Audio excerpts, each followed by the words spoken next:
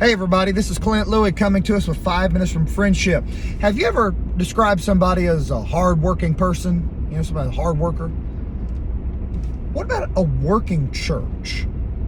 A working church. A church that's a hard-working church. And when I say a working church, I mean by that a church that is serving Christ. It's busy for the Lord. It's making a difference in its community. A working church. And the church that I belong to and the church that you belong to we ought to be working churches. Working churches. You know, I read somewhere, and I can't remember off the top of my head what it was, or maybe I heard it. I think I heard a statement that said, you know, something along the effects of if your church has a burden for the world, but it's neglecting its own community, its priorities are out of order. And by that, of course, we mean, you know, we say we have a vision for the world, but if our own backyard is suffering where the church is actually located, well, then our priorities are out of order. We need to be a working church. And so let's talk just a few minutes, get a couple of ideas about a working church. There's two major ideas about a working church. One, a working church has to care for the church itself.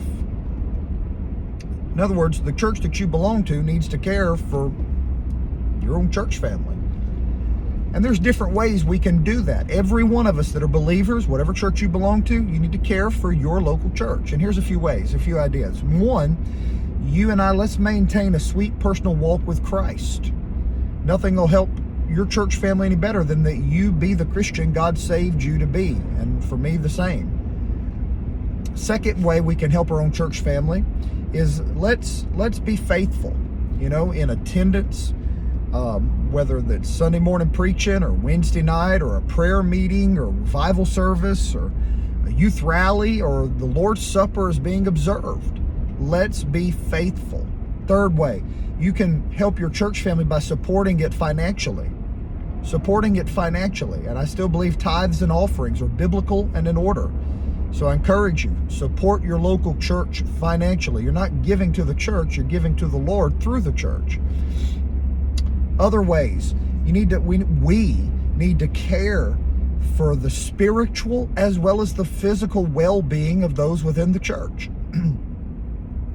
Check up on people, you know, in a loving way and find out if there's a way you can help them. Have a burden for the youth in the church. Have a burden for the children. Care for them. I saw a lady here not too long ago. She went and took hold of the hand of one of the teenage girls and led her to an altar to pray with her. And I could just tell that meant so much to that teenage child. And those are things that are so needed. So just a few ideas about how you can help care for your own church family, being a working church. A second thing about a working church is that it's working and serving those outside the church. In other words, we care for the community around us.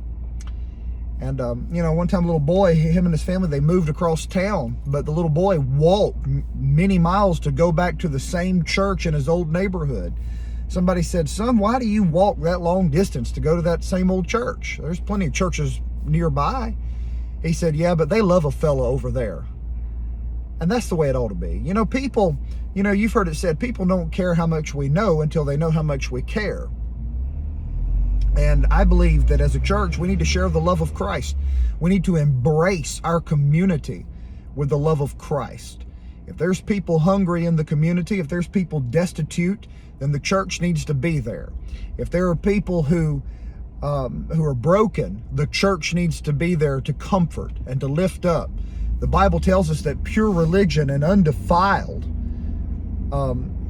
is to visit the fatherless and the widows. The pure religion undefiled before God and the Father is to visit the fatherless and the widows. I'm paraphrasing just a little, misquoting a text, but James 1:27 is the verse. I'd encourage you to read it. But we are to visit and care for the fatherless and the widows. And so anyway, it's just a thought about being a working church. And I would encourage you and me, let's be working churches. It takes all of us together, and there's a place for you to serve in your local church. Don't sit on the sidelines, but let's work hard at it. This is Clint Louie. God bless you. Have a great day. day.